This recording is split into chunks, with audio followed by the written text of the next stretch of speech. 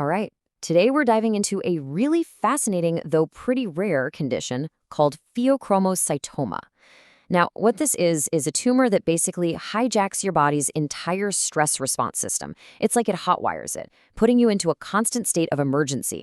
So let me ask you this. What if your body's alarm system, that fight or flight response, had no off switch? Imagine that alarm just blaring day and night, even when there's absolutely nothing to be scared of. Well, that's pretty much the reality for someone with this condition. So let's get into what's causing this constant alarm, and more importantly, how we can turn it off.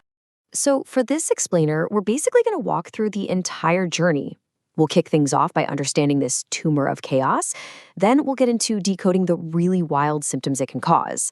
After that, we'll join the hunt to actually diagnose it and look at how doctors prepare a patient for surgery. And super importantly, we'll cover the nursing care plan and what life looks like after the tumor's gone.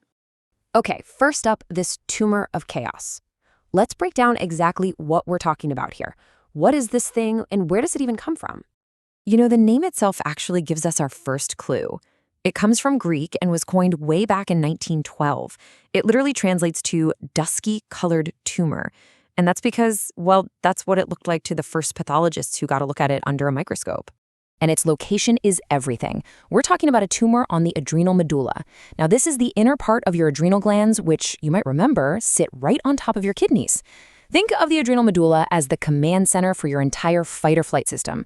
It's the factory that pumps out adrenaline when you need that sudden burst of energy. And this tumor, it sets up shop right in the middle of that control room. And this is the heart of the problem. Once it's in that control room, it basically goes rogue. It starts pumping out massive, uncontrolled amounts of hormones, like adrenaline and noradrenaline. I love the analogy of a leaky faucet of adrenaline. Because that's what it is. Instead of a little squirt when you're actually in danger, the tumor just floods your system, either constantly or in these huge, unpredictable bursts. It just keeps the body stuck in overdrive. So, okay, you've got this constant flood of adrenaline pouring into your system. What does that actually feel like? Let's dive in and decode the symptoms of a body that's always on high alert. So, clinically, there's something doctors look for called the Classic Triad. It's these 3 specific symptoms. First, you've got these episodic, just brutal headaches. Second, profuse, drenching sweats. We're talking hyperhidrosis. And third, a racing heart, palpitations, tachycardia, that feeling like your heart is literally trying to escape your chest. When a patient presents with those 3 things together, pheochromocytoma shoots right to the top of the list of suspects. But it's not just that triad. And what's super helpful is this fight and flight mnemonic, because it really captures the whole chaotic picture.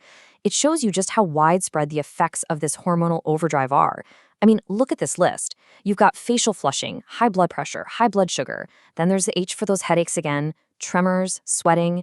It even covers things like weight loss, anxiety, and just plain old exhaustion. It really drives home that this affects pretty much everything. All right, so with symptoms this dramatic and all over the place, the next logical step is the diagnostic hunt. You have to confirm that this is actually what's going on and, maybe most importantly, find out where the problem is coming from. And this is where the detective work really begins. Now, what's interesting is that doctors don't look for adrenaline itself because it breaks down and disappears from your system really fast. Instead, they look for its byproducts, its leftovers, which are called metanephrine's. The best analogy is it's like finding ashes after a fire. The ashes prove the fire was there, right? So the gold standard is testing for these in the blood. It's incredibly sensitive, meaning it almost never misses the tumor. The downside? It can sometimes give a false positive. The other option is a 24-hour urine test. It's more specific, less likely to be a false positive, but I mean, you can just imagine how much of a hassle that is for the patient to collect. Okay, so let's say the lab tests come back positive. You've confirmed the what? You know there's an excess of these catecholamines, these stress hormones. The next big question is, where? Where is this tumor hiding? And for that, you turn to imaging, things like CT scans or an MRI. These tools let doctors get a direct look and pinpoint the tumor's exact location, which, most of the time, is right there on one of the adrenal glands. So now we have a confirmation and we have a location. The path to treatment is clear, but, and this is a huge but, you can't just jump straight to it.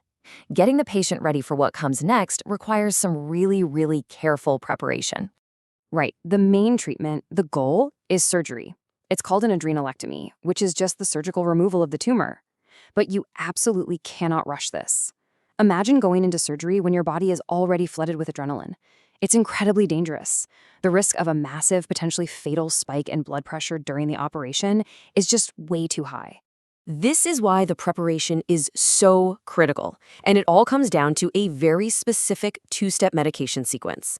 Step 1, and this is non-negotiable, is giving the patient alpha blockers first. These drugs work to relax the blood vessels, which helps lower and stabilize that dangerously high blood pressure. Then, and only after the blood pressure is under control, comes step 2, adding beta blockers to manage the rapid heart rate. Getting the sequence wrong can be catastrophic. Think about it like this. Adrenaline is squeezing all your blood vessels, like someone standing on a garden hose. If you just add a beta blocker to slow down the heart, which is the pump, without unkinking the hose first, the pressure is going to skyrocket. That's why you have to give the alpha blockers first to release the pressure on the hose. As you can probably tell, this whole process is just incredibly intense for the patient. From the crazy symptoms to the diagnosis and all this prep for surgery, it's a lot.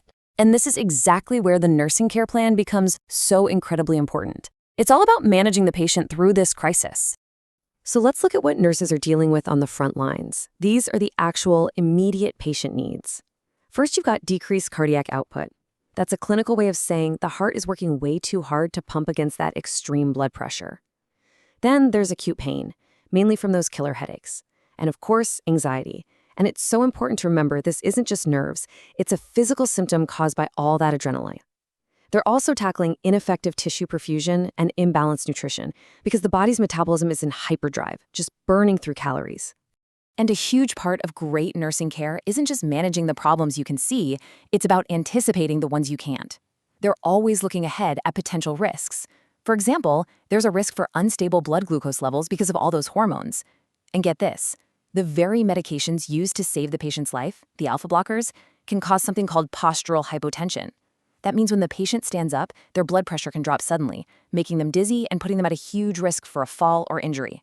It is a constant, delicate balancing act. Okay, so the patient has made it through all that intense prep, the surgery was a success, and the tumor is gone.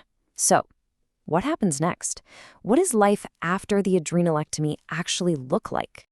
The great news is that for most patients, the surgery is a cure. I mean, the source of all that hormonal chaos is physically gone. Blood pressure, heart rate, it all typically returns to normal. But, and this is key, the journey isn't over just because you're discharged from the hospital. Patient education becomes absolutely essential for staying healthy in the long run. And this is really what patients need to know moving forward. It's all about management. For instance, if both adrenal glands had to be removed, that means lifelong hormone replacement therapy. Everyone who's been through this needs to keep an eye on their blood pressure at home. They've got to avoid stimulants, so things like caffeine, energy drinks, smoking, because those can feel a lot like the old symptoms and cause a lot of anxiety. And of course, learning to manage stress and never, ever skipping a follow-up appointment is just non-negotiable.